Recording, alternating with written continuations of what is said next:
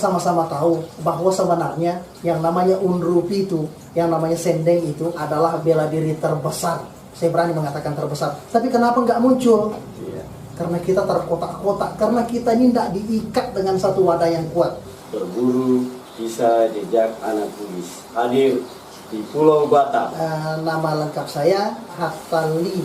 Kenapa Hatta Lee? Orang tua saya penggemar berat film Bruce Lee pada waktu itu. Saya ingin nama Bugis muncul ke permukaan lewat jalur bela diri, lewat jalur pencaksilat. Kenapa harus pencaksilat?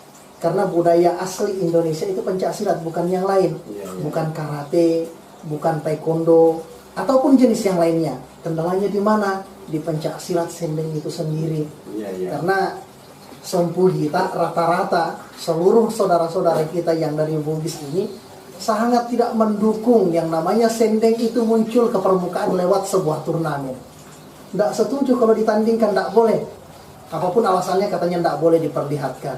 Padahal saudara-saudara kita hanya bisa berkata tidak boleh, tapi nggak ngerti kenapa nggak boleh. Iya, kenapa nggak boleh? Karena nggak boleh, dan saya tidak menemukan titik jalan terang pada waktu itu. Akhirnya berbekal dari pengalaman telah belajar dari berbagai macam ilmu bela diri sebelumnya, kita kumpulkan, kita ramu, kita bentuk jadi satu. Muncullah nama Tunas Muda Sayap Raja Wali tersebut. Kenapa namanya Sayap Raja Wali? Terlalu umum sekali. Apa kaitannya sama Bugis?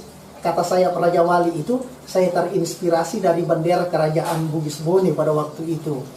Apa itu? Gambar seekor burung Raja Wali yang mencengkeram naga. Hatta ini ingin mengangkat pencaksilat sendeng ini ke permukaan untuk bisa dipertandingkan.